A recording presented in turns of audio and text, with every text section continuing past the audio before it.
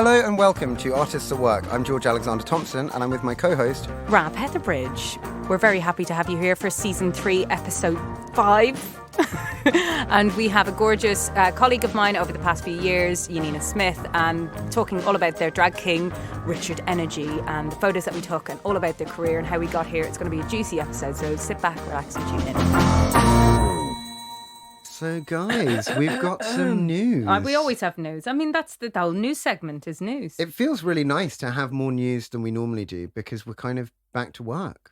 I mean, yeah, the whole thing has happened. And as you know from previous podcasts, we've been working with the Unicorn, or the Unicorn as you call it. Yeah, the Unicorn Theatre. The theatre for young audiences in London Bridge. It's an absolutely phenomenal venue. We spoke about it a couple of podcasts ago now, I guess. Yeah, it was. But they've asked us back. We've got a new commission. Just watch the space. I don't know how much we can give away, but it's very exciting. It's all very secret. They got in touch and they were like, we love your work, of course. And so Ra and I are going to put together a collaborative illustration for their box office. I mean, for us, it's a little bit scary for us because we're never usually left on our own to design and put things up, but it is something that we can do. Yeah. We have those skills. Why am I was slightly like, oh my God, that's us. We've been asked to do that. That's like... It's a bit daunting, isn't it? Because I think we're so used to working with a designer and having a brief, and for someone to come up and be like, we want you to take the lead on this, that's big news. It is big news. Also, I've got some news. What's your news? My news is I am getting rid of all my dowdy clothes on eBay. There you go. I'm getting rid. I have similar news. Go on. About 35 of my jackets don't fit me anymore. So I'm just George. going to... No, I'm happy about it. I'm going to throw them all away and I'm going to buy new jackets. I'm also going to try and go to the gym. Should we go to the gym instead, like? No, I need new clothes. I don't support buying new fashion, but I'm going to go to charity shops. They're overflowing with goodness at the moment. And I'm going to get some clothes that fit and I feel comfortable in. Because fuck it, I'm not going to be shamed by my Versace jackets. I just won't do it anymore. Oh, bless you. Okay, well, maybe we should make a little thing of that. You come around mine and you help me get rid of my drab clothing and put it on eBay, and I do the same for you. And you do the same. Yeah, let's do it together. Or there's also that app that keeps on algorithming at me. And also, Vinted. and this is a good idea for anyone. Yeah. Let's make a little WhatsApp group with some of our friends and just offer our clothes. Oh, actually, that is a good idea. I was saying I don't want to be in another WhatsApp group, but that's a really good idea. Just get rid of do a clothes swap with your mates. Just be like, look, I'm bored of this. I'm getting new clothes. Really try not to go to all the shops that are opening. I feel like such a dick saying this, but so many shops have produced too many clothes. They're all going in landfill. Buy sustainably, buy good brands, shop around, go to charity shops. I really, really, really believe that we can help save the world if we stop buying mass-produced clothes. Let's do that together. Yeah. I mean, you and me haven't bought new clothes since that incident that we bought really expensive clothes. God, fucking hell. I mean, that was 3 years ago we bought new clothes. I bought a hat and you bought a skirt. I know, but it changed our lives because it was the most expensive hat and the most expensive skirt that me and George had ever bought because there was no non-binary section in TK Maxx, and we were so furious that we went and bought expensive clothes. We went into TK Maxx, and as a joke, I found this dress for Ra that was basically strips of elastic with a zip on the back. We put her in it, and the woman in TK Maxx was like, "Do you guys need help?" And we were like, "No, we're fine." I looked like a Sunday roast. It was horrendous. You look like a trussed leg of lamb. It was ridiculous. But we were so furious leaving because there was no section for people who dress in between. Yeah. And we stumbled into Child of Iago, and I think we talked about it before, and the beautiful lady behind the counter was like, "You can't take your money with you, but you can wear that in your coffin." And I was like, okay, fucking buy it then. Yeah, just perfect. And since then, neither me or George have avoided it heavily anyway, have bought fast fashion. Yeah, there's just no point. And it's, I think there's lots of brands doing really exciting stuff. I read an article the other day that lots of brands that aren't very sustainable put sustainability logos on their brands. So you have to kind of look into it. It's a bit of a rant. Sorry, this is like a passion Fine. Also, issue don't for eat me. fish. Just, unless it's smoked salmon, don't eat it. You just can't. It's not allowed.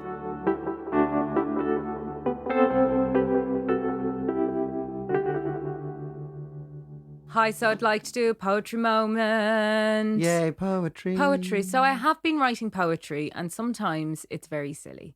And sometimes I have feelings that I want to get across through a poem. Yeah? Yeah, I get it happens. And I've done a little series and it's called Free Falling for Feelings. Because I think I was talking to Emer, actually, one of our producers, about how you perceive time. And some people see it as a line. Lime? Not a lime, a line. But I see it as kind of free falling. So if I think of June 8th, 1992, I see it as a tube and I free fall through all the time and I land on that day or that era. So I was kind of using that tactic with my therapist, who I love, to kind of understand how I dealt with feelings now as an adult compared to when I was a child. And this one's called Free Falling for Feelings. Meltdowns, because George, you've seen all my meltdowns. Yeah, a lot of them. Meltdowns, my old familiar friend. We've met a lot over my time, less now that I'm older and better at building fortresses that you can't climb. When I free fall through time to find out how the other me's dealt with it, I find that the pain and the panic and the complexity is pretty much the same. The same as when teased me at school, as when in my marriage my ex-partner might have pointed out an inadequacy. Because I was stuck in both of those places with both of those people. At school, I would sit and I would take it, and my temper would rise, and I would bash and I'd thrash and I'd boom and I'd explode into banging and hitting myself on the tarmac or a wall until I felt right in my head again. And the fury in my veins was like a sonic boom of chaos in my head, and my mind wouldn't see straight again. And I would bash and I would thrash and I would boom. And I'd come round and my schoolmates would all be laughing at me of my abandonment of control because it's fucking funny. They would point and they would laugh and they'd call me by a name and the cycle would bloody continue. But now I've got all those same feelings, same tantrums, a lot less public, possibly even more chaos in my mind, and I bash and I thrash and I boom. And I come round and no one's laughing at my abandonment of control because it's not funny. No one points and no one laughs because I choose who's in and I choose who's out. So my meltdowns are fewer and I'm all right. Over. End. That's really beautiful, Rob. That's a bit much, isn't it? Yeah, but it's really powerful. I'm quite embarrassed because there's 3 people in the room. No, that's really like writing something like that is difficult. Reading it in public is harder. Like that's really touching. That's I'm quite amazing. red. I'm in an absolute bit. Tearing up, babe. Yeah, babe, that's really cool. Like you've not written like that in a long time. No, that's I amazing. haven't. Oh, darling, I wish I could give you a hug. It's a lot of mics in the way. No, I know. Don't fall over the jam mics. I'll kill her. God damn it, woman. Oh, darling, I'm sorry. I didn't mean to make you cry. No, it's gorgeous. That's good. That's great art. That's perfect. That's lovely. I think lots of people need to hear that because that's what we feel at the moment. We feel this rage, this anger, this sort of urge to push people under trains. Yeah, God damn it, I do. That too. Oh my God, the whole time. I wasn't expecting that. I thought you were funny. just choking on your wine. No, I've run out of wine. This is very, very funny because we did not discuss the poems we were going to read before. I've never heard that poem before. And I've picked from the beloved Poetry Pharmacy. Before that even began, I picked A Need for Mindfulness. Oh, there we go. As the condition. Same brain. And it's called Praying by Mary Oliver. It doesn't have to be the blue iris. It could be the weeds in a vacant lot or a few small stones. Just pay attention, then patch a few words together and don't try and make them elaborate. This isn't a contest, but a doorway into thanks and a silence into which another voice may speak. Ooh. Which I think is a nice poetic response. I think that is quite nice. Yeah. I actually was choking on my wine there. I'm so sorry. That was really insensitive. That was a really good poetry poem, babe, from a bit. Thank you.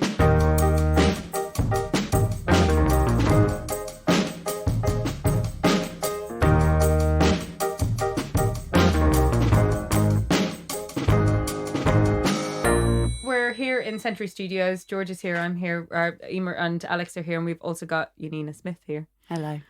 We've worked together since Beating the Feast. That's right. And that was a show in the Vaults, and it was fucking amazing. That was a great show. Yeah. It was lovely. What was your character called again? I was Fairy Liquid, which was a kind of larger-than-life pantomime dame who was also like the narrator of the show. Yeah. And drank actual fairy liquid. which I did actually drink once during one of the shows. It was such a big mistake. Real bad. no, that's Real horrible. bad. And then we did Dinner is Coming together, That's right. which was, by the way, one of the best shows I've ever been to. And I've never even seen Was that at the Vaults? Game of I think I Thrones. must have That was at the Vaults, yeah. It Tell was us about that. It was a Game of Thrones spoof. Oh, So, yeah, it was. There was a group of us. I think there's 5 of us in the cast, and it was mostly improvised, and it was just ridiculous. It was so silly and so much fun. so silly. Yeah, we were talking about it the other day. I think it's like my favourite show I've ever been involved in, just because every single night, like, I would almost cry with laughter every single night. Oh, that's It was nice. so stupid. It went with the audience as well, though, because I went with my sister-in-law and she had never seen, what is it called? Game of Thrones? Yeah. It's like, oh, Dinner is Coming. No, Game of Thrones came first. It's like, oh, okay. But we were like pissing ourselves laughing the whole way through. And we thought, oh, we won't get any of the jokes, but it was... Yeah, but it's because most of the jokes weren't even anything to do with Game of Thrones by the time like it got to the end of the run. We'd just made so many stupid jokes ourselves, and it was so silliness. silly. It was Yeah. so good. And then the world stopped. Yeah. But over that, you've made this incredible transition to they, them, and also as a drag king. Yeah, that's right. So let's talk about that, because it absolutely Sure. captivated me. Yeah, Richard Energy emerged.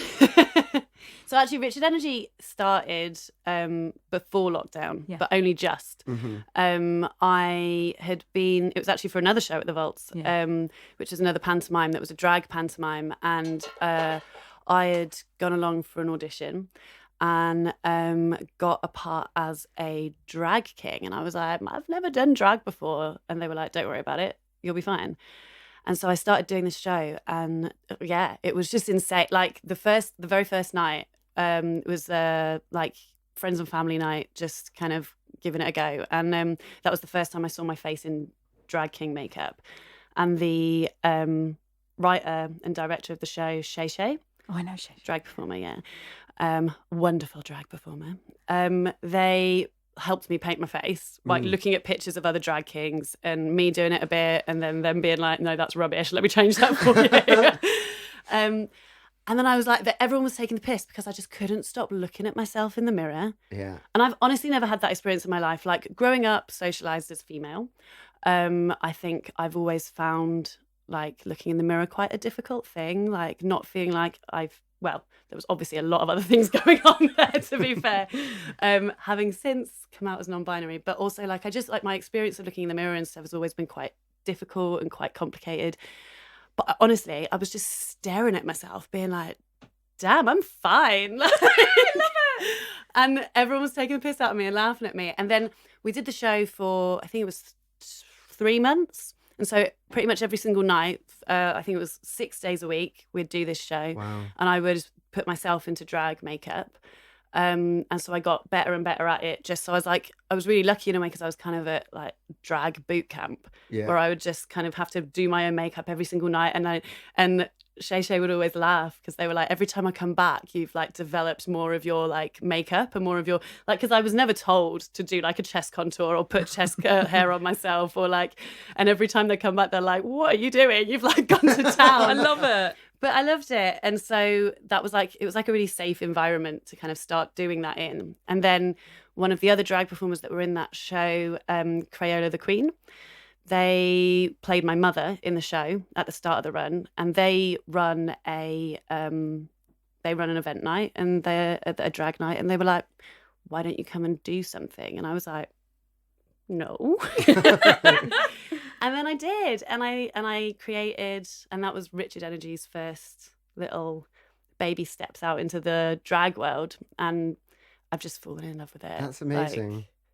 There's something so incredible about the process of using makeup in that way. And I always found that when I started, when I was at Goldsmiths, I was sort of playing around with drag and changing your face and looking at yourself in the mirror and realizing that there are different options is such a powerful experience. Really powerful. So in a way that I never understood it. Also, like, I think my experience with makeup up to that point had not always, but had often been quite negative, like because you use makeup to cover something up or to feel more beautiful in inverted commas or whatever. And sometimes that can be an amazing experience, and that's great. And actually, having since had this experience with makeup as a drag performer, going back and playing around with makeup in a femme way has been really great as well.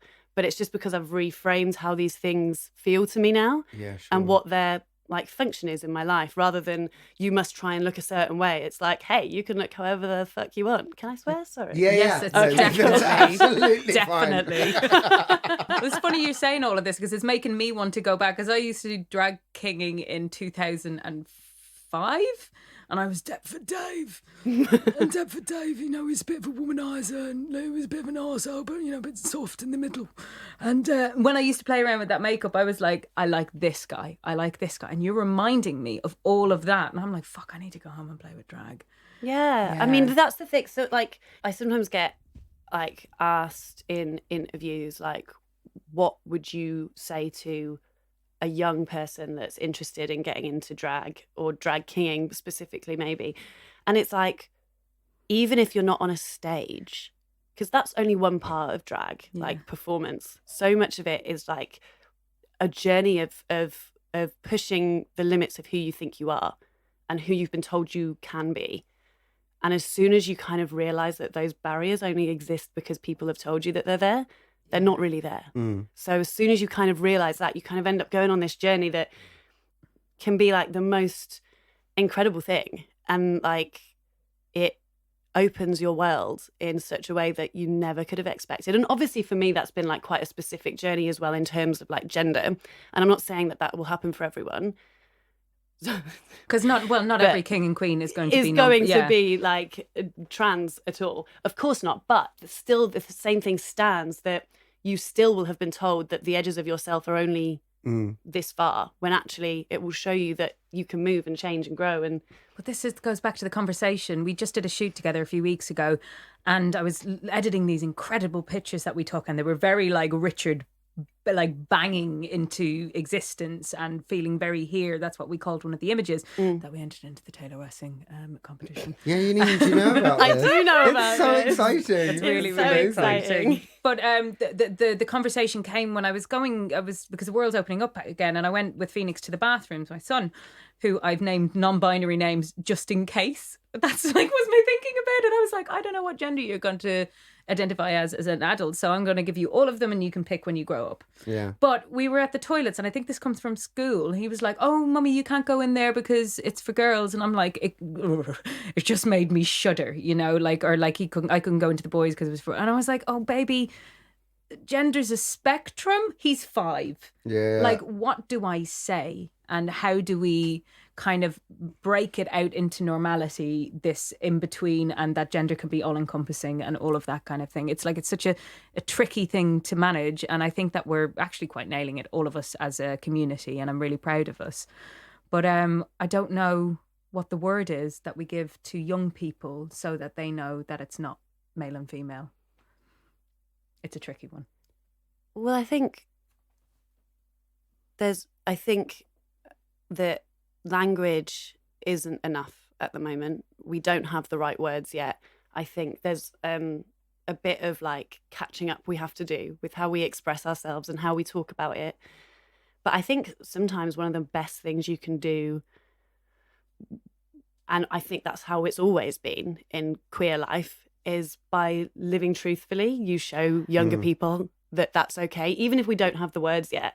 If we're living in our truth and being as open as we can about who we are, then the world will eventually catch up. Yeah, but also like then people will see. Like, I cannot tell you how much I wish when I was younger I had seen any examples of people that were like me. There were none. Like, so imagine now, and now we're in a much better place with that, and being able to show who we are by our actions and the way we talk and treat others. Like, I think that's the best way. And language will catch up. I hope so. It's getting there. We're moving. It's like, you know, language is slow.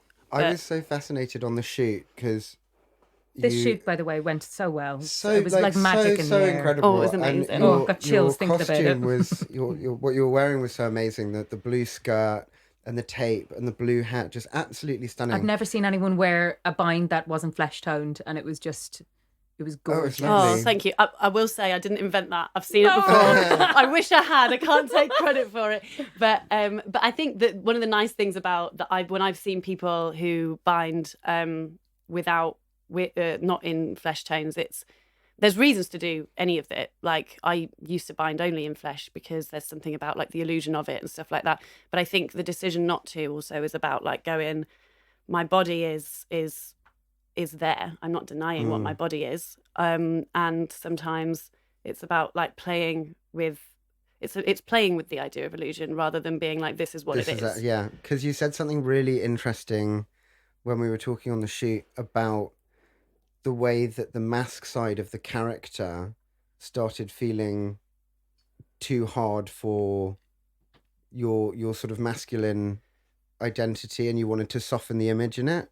I can't remember exactly what you said, but it was you worded it so beautifully. Oh, great. Well done, me. I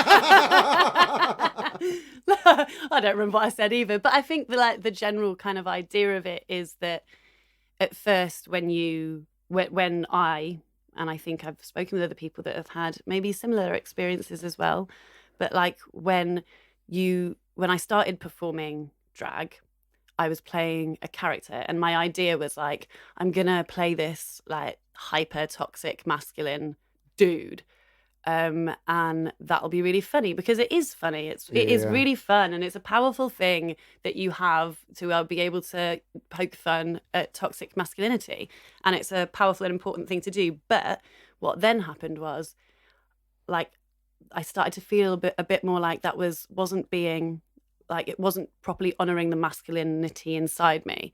And so then it moves towards kind of, how do I do that then? How do I express that person who is inside me? And I think as well, like, it's around the ideas of like, masculinity doesn't mean maleness. Mm-hmm. And so drag kinging isn't necessarily about pretending to be a man. It's about playing with ideas of masculinity. And so if I accept that there's a very strong masculine side to me, then how do I honor that in performance? And it can still be really fun and silly and character and like, but that for me was the journey that I've been going on. And also like the idea that masculinity is only one thing, and masculinity is only toxic and only brash and actually that's of course not true. Like, masculinity is so many different things. It's powerful and gentle and caring and strong and open and loving, and you can be all those things as well. It's so true. Do you know what I mean? That's exactly the point about representation, and sort of a child Phoenix understanding it is showing people those options, right? And just putting up the signs and going like, no one's attacking you. No one's saying you have to be like them, but there are lots of people and everyone can be in this. He's such a lucky boy though, because he is growing up in the queerest circle ever. And it's like it's anything that he has a question about, we have an expert that comes forward and says to him, this is how it's done. Do you know what I mean? I mean, you're probably going to be the person that has shown him how to put on makeup, you know? Yeah, but also like, he's never questioned it, which I find really, like, he's never said like, why do you wear skirts? Like, he's never said, why do you wear jewelry? True, like, actually. he's never questioned, because I've always been the He way. did think you and Ali didn't share a bed though. Yeah, he was confused by that. And then he was like, when he found out, what did he say? Oh, that's so cute. He was like, oh, that's cute. So It's like, sweet. it is cute. You know, and like, that's so, like, looking back on that, and when you said there was no one that represented us growing up, that's right. There's no me that I could look to when I was growing up. Maybe Madonna and Prince, maybe. Yeah, well, that's it. Like, you have like certain examples in you know, pop culture, but then there's also or like Fame, or people that you look to in films, not Fame the movie, although also Fame the movie. Oh, I do love Fame Great. the movie. Absolutely brilliant. But like also more just like in the circles and the people that you're around, like you're talking about Felix, like you've been there the whole time. So why would he question your skirts? Because that's normal. It is normal. And that's so lovely. And so they can't just be these like things on pedestals that are nothing to do with us far away, that are just about performance. It's like the everyday and mundane, and sometimes it's not huge and big and bold and brash. It's mundane and It's boring like and representation everywhere. in like sitcoms and stuff like that. I know nobody likes this, but it's my favourite sitcom that has come out of the past 10 years called Crazy Ex-Girlfriend, because it I've not seen represents... it, actually. It's not very... It's musical theatre and a sitcom all mixed into one, so it's quite grating for most people. But it does represent... There is just a non-binary person there. And there is just gay couples there. And there's a girl who is dating a guy that now dates a girl, and it is not brought into question. And I'm like, what a fucking massive relief. Thank you, Rachel Bloom. Like, the show isn't palatable, but it is important. And like, writing like that is happening so we can see it and we can see that it is not worth questioning. Move on. Absolutely, You know? yeah. It's so important. And also, like, because anytime there's a queer person in a film or a sitcom or whatever, usually it's like a really painful coming out story, or like, and it's like, why do we have to only perform our trauma? Like, why Yeah, can't that's it such a be good that we point. just exist and we're there and we're happy and we're joyful? And because this is a joyful way to live your life, not just really painful way to live your life. It's so true. It's like there's a big thing in the film industry that it's always people of colour or queers that die. They die. Yeah. They die. They die. That's tragic in itself, isn't it? Let's change that shit. Yeah. Yeah. It's how do you go about writing your material for your shows? What's your process? Oh, I don't know. I think there's lots of different ways. I think I work a lot with improvisation. I didn't say that word properly. Improvisation. I work a lot with improvisation. So I think sometimes the process of writing is the process of performing as well. You kind of have an idea, then you get on stage and it becomes something else. And then the next time it becomes something else. And then it kind of, sometimes I'll have a really set idea. And actually sometimes it'll come from like one really silly thing. Like I was thinking about, I made a new kind of set recently where I made a great big anglerfish head. Awesome. And halfway through, I put the anglerfish head on my head, and then I become Angela, the anglerfish, who has been having deep thoughts because they live at the bottom of the... Yeah. And I just had this idea of like, oh, imagine all of the anglerfish just alone, because they're also quite lonely, because they're like, they live at the bottom of the sea and they hardly ever see anyone else. There's hardly any other creatures down there, and it's very dark. So it's like all they can do is have deep thoughts. And so I really found cute. that like I love really your sad, brain. but also really funny. And then so Angela has lots of deep thoughts, like what if the very first hitchhiker was just complimenting someone's really good driving? That was a thumbs up. That was a thumb. That was a silent thumbs up. It's like, hey.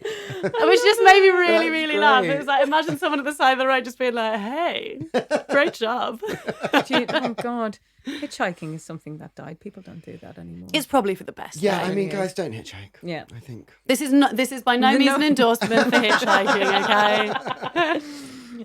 Should we move on to the interview? Yeah. Yeah, I mean, this is let's all an do some interview, but we questions. have like 4 questions that we usually ask people Okay. to help other people kind of understand how the hell we get here and how we become artists, and being confident to say we're artists. Yeah. And the first question in that is, how did the career come to you? How did it start for you? So my career started. I went to dance school. That's the only training I have is in Awesome. dance. Amazing. And yeah, I hated it. Actually, it's funny. Dance is something that I'm only just coming back round to again. It is. I think it falls into this whole thing of like being body critical and the way that the dance world works, particularly maybe a few years back when I was training, is quite a toxic environment, and you spend your life in front of mirrors and you have to compare yourself, and there's like the correct way to do things and the correct way for your body to manage things and the incorrect way, which is in some ways, in other ways not so much, but yeah, so I did that for a bit, and I did some amazing things as a dancer. I did quite a lot of traveling. I was in an opera in the Middle East for a while. Oh, wow. Wow. Not as a singer, I can't sing, as a dancer. But then I I started acting because I accidentally I went along to an audition for a show as a dancer, turned up on the first day of the show when I got the job, And then they called out all the names of the dancers, and everyone like doing it. Everyone stand up. These are our dancers, and this is the person playing this part. They called out all the dancers' names, and they didn't call my name. And I was like, "Oh fuck! It's like the worst thing that could have ever happened. I've not got the job, and I've somehow turned up on the first day expecting to have a job, and I've not got it. Imagine the shame." So I was really scared. But then actually, it turned out that I've been cast as an acting role, and I was like, Oh, cool. "Oh." You're like, what's Okay. happening? So that was my first acting job, and then I really fell in love with it. And then I started doing like mostly comedy acting and stuff like that. And then drag started in the way in which I described to you. Yay. Cool. And we're very That's really pleased that it's here. And what would you say your motivation for making work is? Like, what drives you to create? I think I adore the process. Like, I love performing. Being on stage is like my favorite thing in the world, and having a whole room of people laugh at me is my favorite sound in the world. But actually, like, having a process where you conceive of something and then you see it all the way through, and then there's an end product, and it's all because of you, or because of you and others, but you know you've had a part of that, is like the most beautiful thing. So Gosh, like the photos we did, it's like, God, a whole lot of people came together to make that exactly, happen. and it's such an amazing thing to know that. Like, I used to have so much anxiety before I started creating my own work about like not doing it well, or not doing it right, or what if or not if all my ideas are wrong.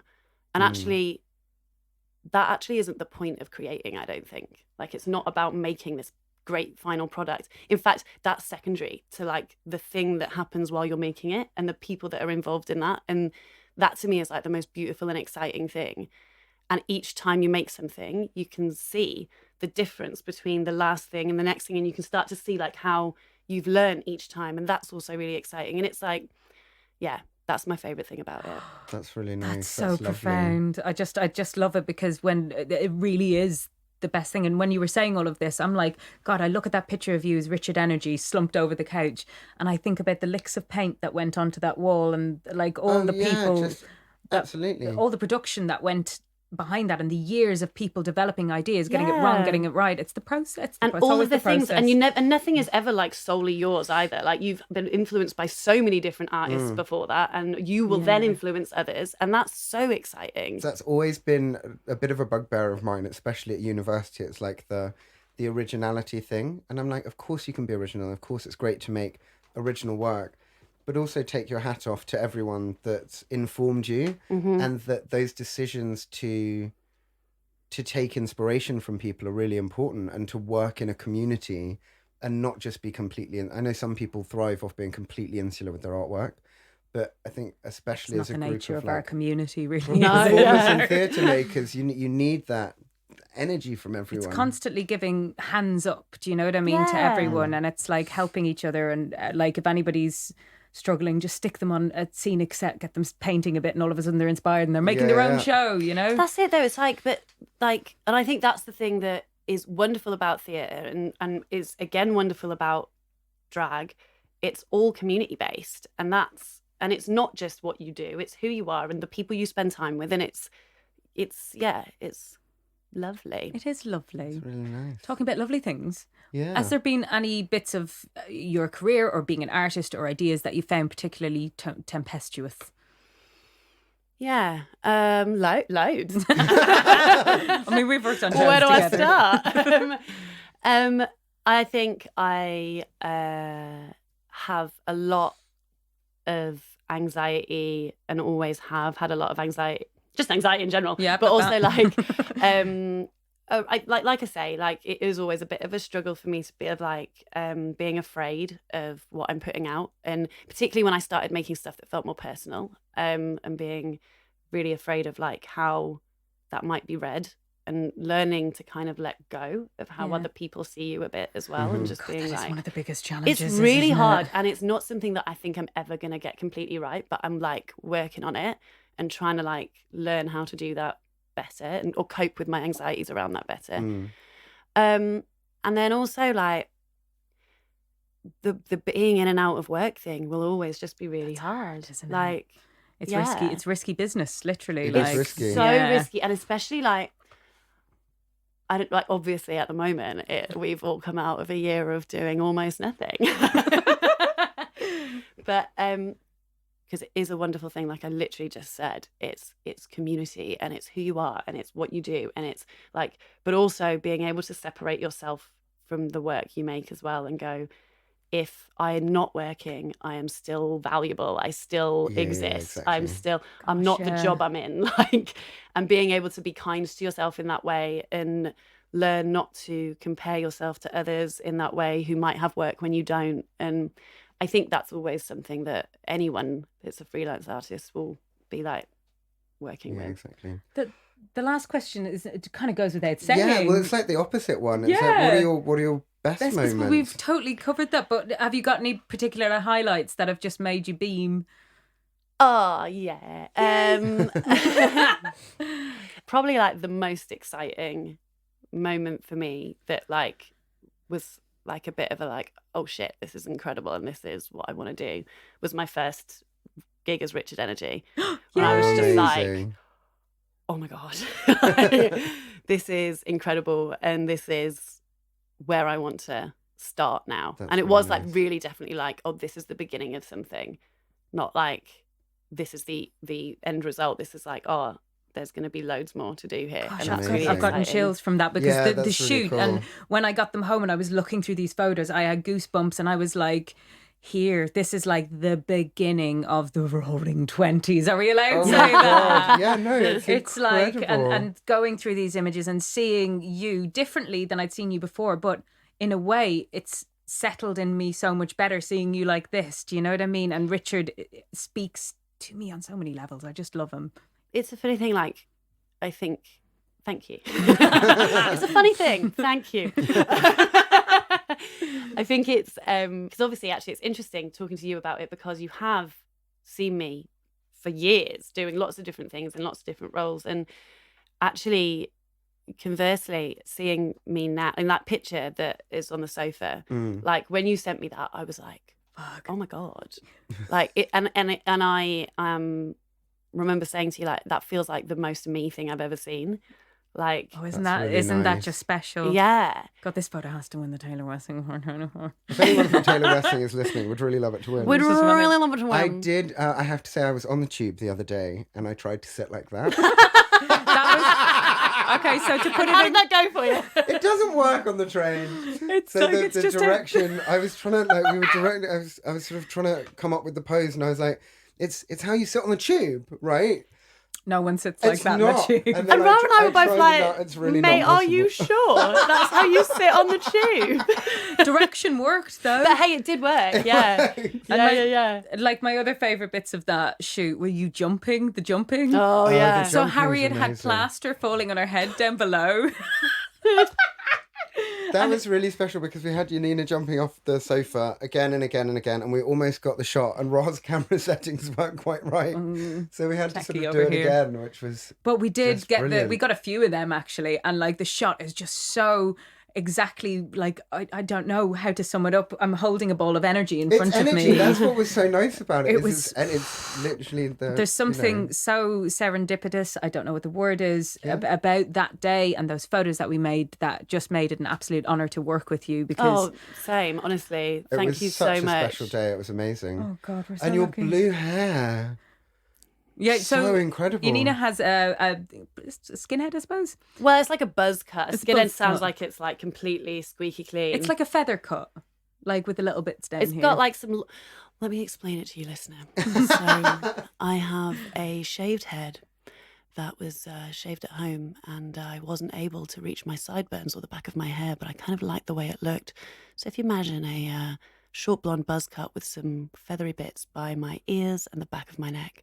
Thank you for listening. Jeez, that was hot. That was really cool. Right. That was very That cool. was hot. But you put some blue hair chalk in it, which is what I do for the kids. Yeah.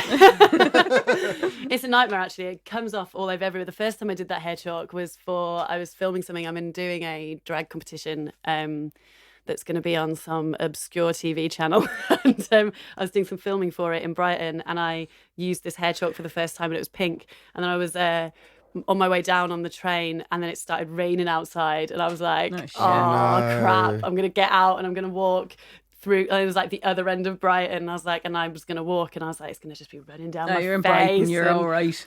Actually, do you know what though? Someone shouted at me out of a car window, and I was like, come on, I'm in Brighton. What are you doing? It really annoys me when it happens on home turf. Like, someone yelled at me in Soho once, and I was like, I am not having that. Like, fuck you. Like, it's Not in my It's town. just not nice. Don't yell at people on the street, damn it. Does that wrap up our lovely...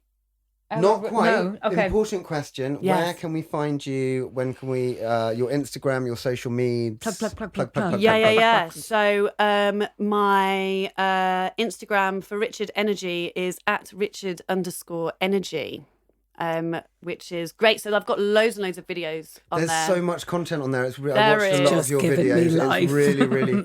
There's an obnoxious amount of content on there. No, it's Keep it great. I coming. did a solid deep dive the other day. It was really, really fun. Get involved. We're kind It was of great. fanatical about Richard Energy. Yeah, really, really It's love like, it. yeah. That's great. Richard Energy would love that. So. It was so nice to meet Richard the other day.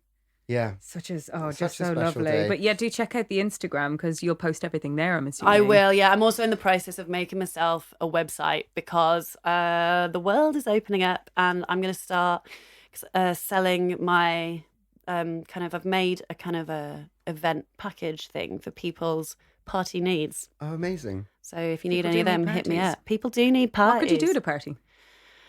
Oh yeah, Yeah. parties. Is it? Yeah. What could you do at a What are you party? doing at a party then, huh? You got a party? You all right? Well, actually, I'll tell you. Actually, I will. Coming out. So over lockdown, I started making kind of an online immersive event for people for their birthdays and stuff, for lockdown birthdays and Nice. stuff. And I want to translate it into a real life physical thing, because actually thinking about, for me, what are the things I know and what are the things that are in my kind of like wheelhouse? That's weird. But it's like, what am I really good at? I've been doing immersive theatre for a lot of years now. I'm really good at building worlds, and I'm really good at interactive things, and I'm really good at like making people involved. And making people involved. Making them involved. I make you get involved. involved. No, that's the opposite of what we try and do there. But like, and also I want to like bring that into kind of a kind of drag world as well, and create kind of like big, larger than life, queer, silly spaces that are also super interactive and kind of big world storytelling, that kind of thing. Because that's what I'm into. Oh, I want That's to awesome. get That's it. really cool. Let's do it. Let's do it. Let's do it. Let's have a party. Book me. I'm going to book it. And book you, Nina Smith.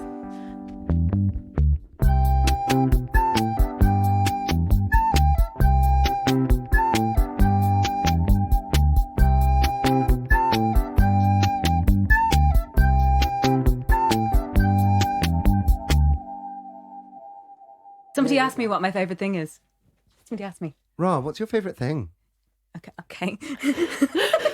Okay, so I did this online course with a sign writer, and his name is Joby Carter.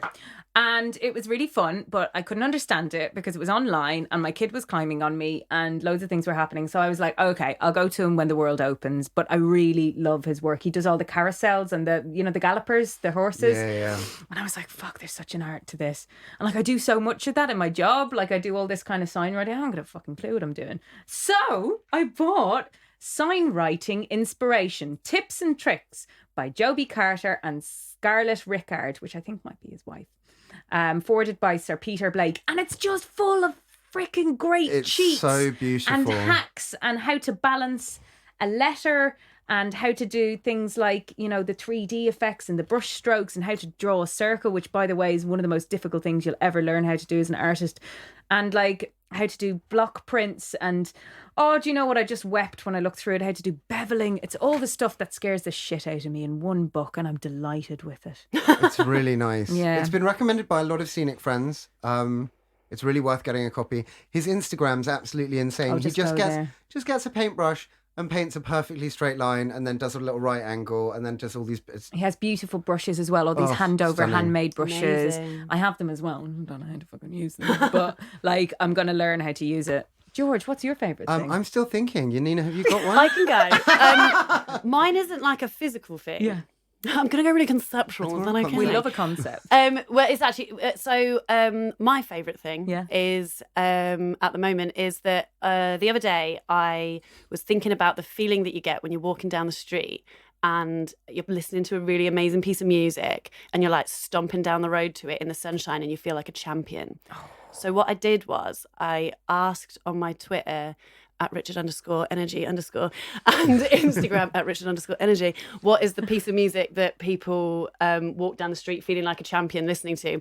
And people started sending me them. And then I was like, oh, I'm going to make a playlist and I'll share it with everyone when it's done. Oh, amazing. And now I've got this playlist of all these suggestions that people sent me and it is amazing. So at the moment, whenever I'm walking anywhere, which is quite a lot at the moment, I just listen to the playlist and you just immediately feel like a champ. And That's what was really your cool. song? I didn't put a song on it for me. Okay. Oh, so I have many different ones that make me feel like this. I feel like the one that I was listening to when I came up with the idea of asking people for more, I think it might have been Killer Queen. Oh, Nice. nice. Like, is a real George, champ do you have song. one? Yeah. Oh my God, Like what a is song- it?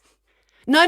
There's no shame in this. See, the thing is, It's just left field for me. Our no, listeners it's will be great though. surprised. It doesn't matter. Like, it's nothing to do with even what you usually would prefer to Mine listen is to. Rammstein Mutter. Oh, God, that does surprise me. That is a good one to walk to. Everyone's got to get out your way. You're just like me. God, mine is the opposite of that. Mine's the free design. Kites are fun. Oh yeah, I know. Yeah. Nice. that's Just nice. pure innocent joy. Yeah, I love I it. really like the Rammstein. That's a great favourite thing. I think we can all embrace that as well now that the world's open, not open, and we don't know what we're doing. Are but you we still can walk. adding to it? If people Yeah. get in touch, If can people still want to add get in it. touch and send me their champion songs, but I'm actually think I'm going to do now because I loved it so much a different playlist a week where I'll ask people what makes you feel like this, and I'll put together that playlist. And That like, is Oh, lovely. amazing. it's a really nice thing to do. It's can't wait. really nice. Okay, 'cause so it's like global a shared... listeners, get in touch. Yeah. Get involved. Oh, I'd love that. We've got listeners in Kenya now, which is very exciting. Hi. Oh, hi. I thought of one. I Go looked on. out the window. Tulips. Oh, I've great been favourite thing. Obsessed. There's such with a design them. inspiration. Went to Regent's Park yesterday. They're everywhere, like huge banks of them, like all the colours. And they're just making me really happy. And in the garden where we're recording this, there's loads of tulips. And it's real nice. Oh, you're right. That's so nice. We were looking at it. They're bloody nice. They're lovely. Have you ever just held one like a little cup? Yes. It's lovely. Go outside Done when a we're shot of done. tequila out one before. Yeah, that's lovely. But we're about to go Okay. into the Century Studios garden. Let's all cup a tulip. I'll cup a tulip Cup with you. of tulip, Cup a mate. tulip. I'll cup your tulip. Eh? It's all right, darling. Yanina, would you like to join us for a cocktail moment? Yes, please.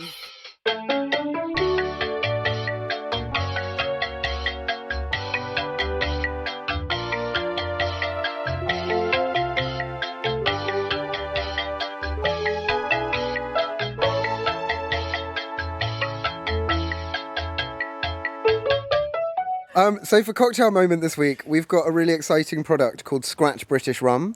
This has been sent to us by our good friend Jim at Oakenstill, the spirit distributor. He sent us 2 different types of rum, which is really exciting.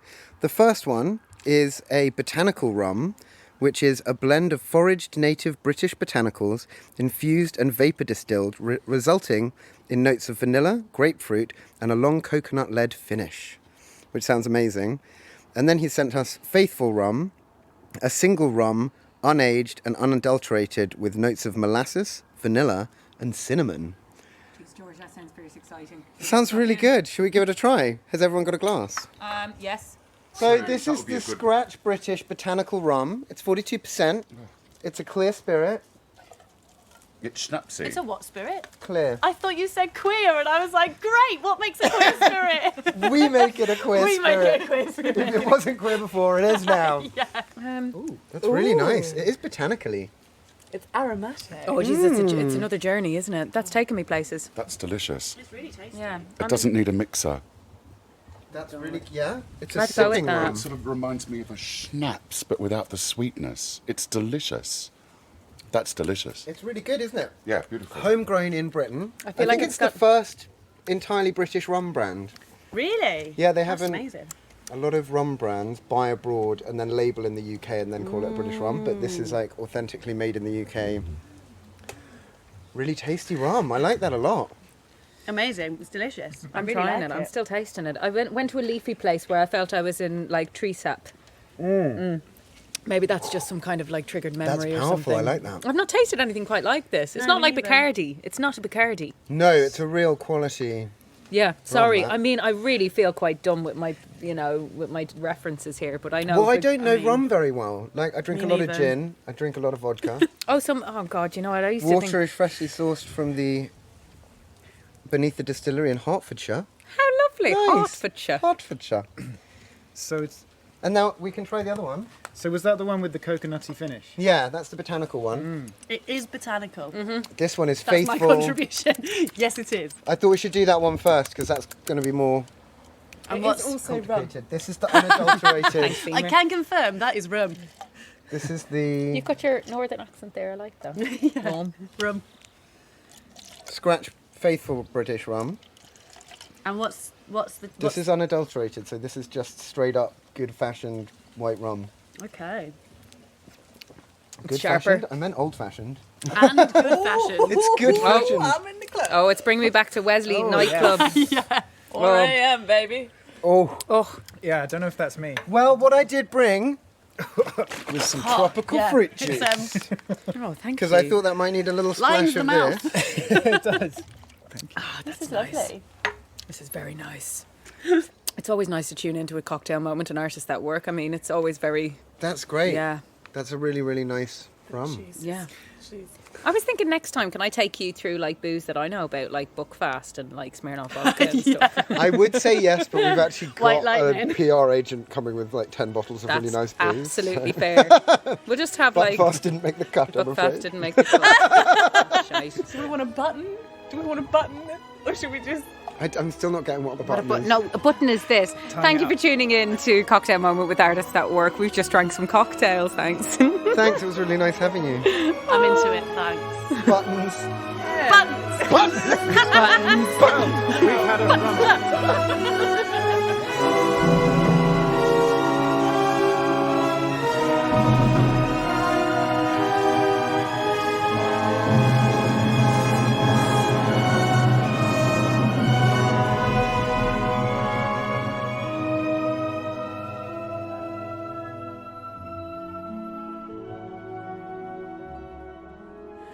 Hello, lovely listeners. All of you, thank you for listening in and getting to the end of the episode if you're here. It's been lovely having you, Nina. I shouldn't be so doubting that you're not at the end of the episode. I mean, if you are, it's filled my cup. What am I saying? You can follow us on Instagram at Artists That Are Working. And Artists you- That Work? No, Artists That Are Working. Got to know the name of your own podcast. The podcast is called Artists That Work, but our Instagram handle is at Artists That Are Working. If you want to email us, it's artiststhatarworking@gmail.com. And if you want to Join our Patreon because we need patrons. it's www.patreon.com/artists that work. You can sign up for as little as £2 a month and make us very happy and pay the collective. Thanks, guys. You're all amazing. Button. Du-du.